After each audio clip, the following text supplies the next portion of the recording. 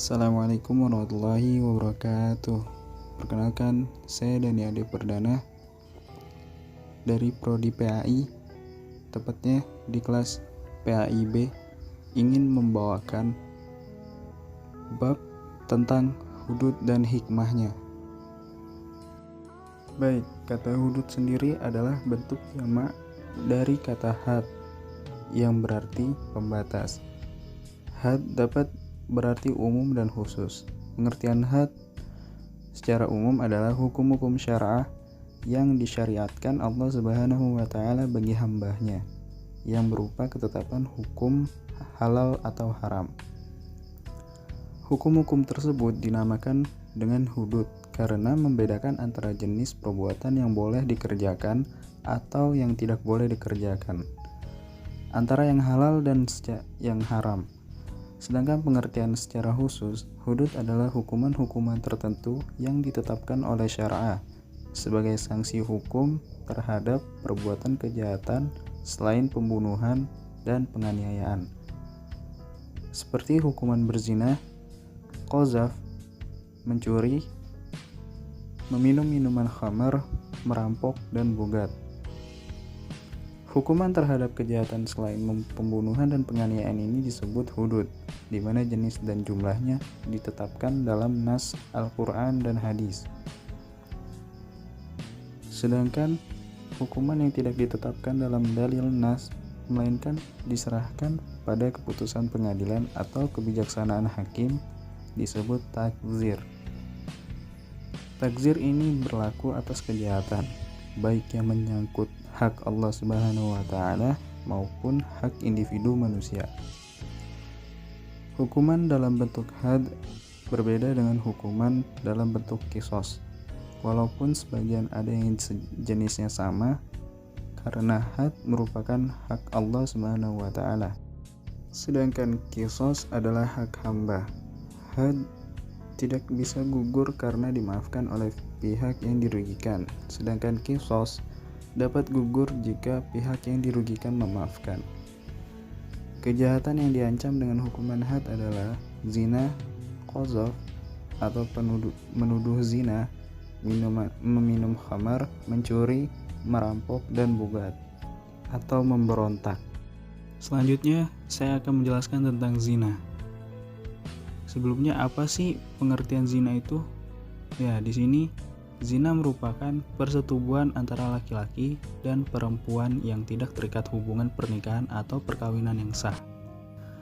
Para ulama pun sepakat bahwa zina hukumnya haram dan termasuk salah satu bentuk dosa besar. Allah Subhanahu wa taala berfirman pada surah Al-Isra ayat 32 yang artinya, "Dan janganlah kamu mendekati zina. Sesungguhnya suatu perbuatan keji dan suatu jalan yang buruk." Quran surah Al-Isra ayat 32. Dasar penetapan hukum zina, penerapan had bagi pelaku tindak pidana zina baik laki-laki maupun perempuan dapat dilaksanakan jika tertuduh telah melalui proses pembuktian menurut area hukum Islam dan diyakini benar-benar telah melakukan perzinaan. Rasulullah SAW sangat berhati-hati dalam melaksanakan had zina ini. Karena itu, beliau tidak akan melaksanakan had zina sebelum yakin bahwa tertuduh benar-benar berbuat zina. Artinya, proses untuk penerapan hukum had tidaklah sederhana. Berikut ini adalah dasar-dasar yang dapat digunakan untuk menetapkan bahwa seorang telah benar-benar berbuat zina. Yang pertama, adanya 4 orang saksi laki-laki yang adil, yang kesaksian mereka harus sama dalam hal tempat, waktu, pelaku, dan cara melakukannya. Dan yang kedua, pengakuan dari pelaku zina tersebut. Adapun had zina itu sendiri dapat dijatuhkan terhadap pelakunya jika telah terpenuhi syarat-syarat sebagai berikut. Yang pertama adalah pelaku zina sudah balik dan berakal. Dan yang kedua, perbuatan zina dilakukan tanpa paksaan. Berarti maksud dari sini mereka sama-sama mau. Ketiga, pelaku zina mengetahui bahwa konsekuensi dari perbuatan zina adalah had. Dan yang keempat, telah diyakini secara syar'ah bahwa pelaku tindak zina benar-benar melakukan perbuatan keji tersebut. Zina terbagi atas dua, yaitu zina muhsan dan zina ghairu muhsan. Zina muhsan yaitu perbuatan zina yang dilakukan oleh seseorang yang sudah menikah. Sedangkan zina ghairu muhsan yaitu zina yang dilakukan oleh seseorang yang belum pernah menikah. Jadi, di antara hikmah terpenting diharamkannya zina adalah sebagai berikut. Yang pertama, memelihara dan menjaga keturunan dengan baik. Karena anak hasil perzinaan pada umumnya kurang terpelihara dan terjaga. Yang kedua, menjaga harga diri dan kehormatan manusia. Yang ketiga, menjaga ketertiban dan keteraturan rumah tangga. Dan yang terakhir, memunculkan rasa kasih sayang terhadap anak yang dilahirkan dari pernikahan yang sah. Baik, selanjutnya di sini kita akan membahas tentang qadzaf. Pengertian qadzaf sendiri secara bahasa artinya adalah melempar dengan menggunakan batu atau yang sejenis. Istilah ini kemudian digunakan untuk menunjukkan arti melempar dengan sesuatu yang tidak menyenangkan, karena adanya sisi kesamaan antara batu dengan sesuatu yang tidak menyenangkan, yaitu adanya dampak dan pengaruh dari pelemparan dengan kedua hal tersebut. Adapun menurut istilah dalam hukum Islam, qadzaf adalah penisbatan yang dilakukan oleh seseorang terhadap orang lain kepada perbuatan zina. Jadi dalam artian qadzaf ini adalah penuduh atau orang yang menuduh seseorang berbuat zina. Hukum qadzaf sendiri juga merupakan salah satu dosa besar yang diharamkan oleh syariat Islam. Allah berfirman dalam surah An-Nur ayat 23 yang artinya, sungguh orang-orang yang menuduh perempuan-perempuan baik yang lengah dan beriman atau dengan tuduhan berzina, mereka dilaknat di dunia dan di akhirat, dan mereka akan mendapatkan azab yang besar. Quran surah An-Nur ayat 23. Sedangkan had atau hukuman bagi pelaku qadzaf adalah cambuk sebanyak 80 kali bagi yang merdeka dan cambuk 40 kali bagi budak. Karena hukuman budak setengah hukuman orang yang merdeka. Allah berfirman dalam surah An-Nur ayat 4 yang artinya, dan orang-orang yang menuduh perempuan-perempuan yang baik atau berzina dan mereka tidak mendatangkan 4 orang saksi, maka deralah mereka 80 kali dan janganlah kamu terima kesaksian mereka untuk selama-lamanya. Mereka itulah orang-orang yang fasik. Quran surah An-Nur ayat 4. Adapun syarat-syarat terjadinya had bagi orang yang melakukan qadzaf adalah sebagai berikut. Yang pertama, tertuduh berzina adalah muhsan. Pengertian muhsan dalam qadzaf berbeda dengan muhsan dalam masalah zina. Dalam qadzaf, muhsan adalah orang baik yang benar-benar tidak berzina. Adapun muhsan dalam pembahasan zina adalah seseorang yang sudah pernah menikah. Dan yang kedua, penuduh balik dan berakal. Dan yang terakhir, tuduhan berzina benar-benar sesuai aturan syar'ah.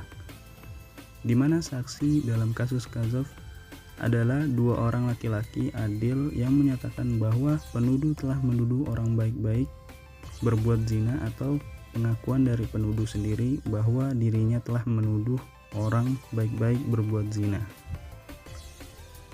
Seorang yang menuduh orang baik-baik berzina bisa terlepas dari had qadzaf jika salah satu dari 3 hal berikut ini terjadi. Yang pertama, penuduh dapat menghadirkan 4 orang saksi laki-laki adil bahwa tertuduh benar-benar telah berzina. Dan yang kedua, li'an atau sumpah seorang suami atas nama Allah Subhanahu wa taala sebanyak 4 kali. Jika suami menuduh istri berzina sedang dirinya tak mampu menghadirkan 4 saksi adil. Dan yang terakhir, tertuduh memaafkan. Berikut adapun beberapa hikmah terpenting penetapan had qadzaf adalah Pertama, menjaga kehormatan diri seseorang di mata masyarakat. Dan yang kedua, agar seseorang tidak begitu mudah melakukan kebohongan dengan cara menuduh orang lain berbuat zina. Yang ketiga, agar si penuduh merasa jera dan sadar diri perbuatannya yang tidak terpuji. Dan yang keempat, menjaga keharmonisan pergaulan antara sesama anggota masyarakat. Dan yang terakhir, mewujudkan keadilan di kalangan masyarakat berdasarkan hukum yang benar. Dan selanjutnya kita akan menjelaskan tentang meminum minuman keras. Di sini ada pengertian khamar. Secara definisi, bahasa khamar mempunyai arti penutup akal. Sedangkan menurut istilah khamar adalah segala jenis minuman yang selainnya yang memabukkan dan menghilangkan fungsi akal. Hukum meminum minuman keras atau khamar termasuk salah satu dosa besar diharamkan oleh semua agama. Di antara hikmah terpenting diharamkannya minuman khamar adalah masyarakat terhindar dari kejahatan seseorang yang diakibatkan pengaruh minuman khamar. Yang kedua, menjaga kesehatan jasmani dan rohani dari berbagai penyakit yang disebabkan oleh pengaruh minuman khamar seperti busung lapar, hilang ingatan, atau berbagai penyakit bahaya lainnya. Dan yang ketiga, masyarakat terhindar dari siksa kebencian dan permusuhan yang diakibatkan oleh pengaruh khamar. Yang keempat, menjaga hati agar tetap bersih, jernih, dan dekat kepada Allah Ta'ala. Selanjutnya ada pengertian mencuri. Secara bahasa, mencuri adalah mengambil harta atau selainnya secara sembunyi-sembunyi. Berpijak dari pengertian tadi, dapat disimpulkan bahwa praktik pencurian yang pelakunya diancam dengan hukuman had memiliki beberapa syarat sebagai berikut. Yang pertama, pelaku pencurian adalah mukallaf. Kedua, barang yang dicuri milik orang lain. Ketiga, pencurian dilakukan dengan cara diam-diam atau sembunyi-sembunyi. Keempat, barang yang dicuri disimpan di tempat penyimpanan. Dan yang kelima, pencuri tidak memiliki andil kepemilikan terhadap barang yang dicuri. Dan yang terakhir, barang yang dicuri mencapai jumlah 1 nisab. Di samping syarat-syarat di atas, had mencuri tidak dapat dijatuhkan sebelum tertuduh praktik pencurian benar-benar diyakini secara syarah telah melakukan pencurian yang mengharuskannya dikenakan had. Tertuduh harus dapat dibuktikan melalui salah satu dari 3 kemungkinan sebagai berikut. Yang pertama, kesaksian dari 2 orang saksi yang adil dan merdeka. Yang kedua, pengakuan dari pelaku pencurian itu sendiri. Yang terakhir, sumpah dari penuduh. Berikut ini adalah had bagi seorang pencuri. Yang pertama, potong tangan kanan jika pencurian baru dilakukan pertama kali. Dan yang kedua, potong kaki kiri jika pencurian dilakukan untuk kedua kali. Dan yang ketiga, potong tangan kiri jika pencurian dilakukan untuk yang ketiga kali. Dan yang keempat, potong kaki kanan jika pencurian dilakukan untuk kali keempat. Dan yang kelima, jika pencurian dilakukan untuk kelima kalinya, maka hukuman bagi pencuri adalah takzir dan ia dipenjarakan hingga bertaubat. Hikmah had juga bagi pencuri. Yang pertama, seseorang tidak akan dengan mudah mengambil barang orang lain karena hal tersebut akan memunculkan efek ganda. Yang kedua, seseorang akan memahami betapa hukum Islam benar-benar melindungi hak milik seseorang. Ketiga, menghindarkan manusia dari sikap malas. Dan yang terakhir, membuat jera pencuri hingga dirinya terdorong untuk mencari rezeki yang halal. Baik, mungkin kita cukupkan pembelajaran kali ini. Semoga kita senantiasa dalam lindungan Allah Subhanahu wa Ta'ala dan dijauhkan dari perbuatan yang keji yang sudah kita bahas tadi ya. Baik, kita tutup pembelajaran dengan membaca Alhamdulillahirabbil alamin. Assalamualaikum warahmatullahi wabarakatuh.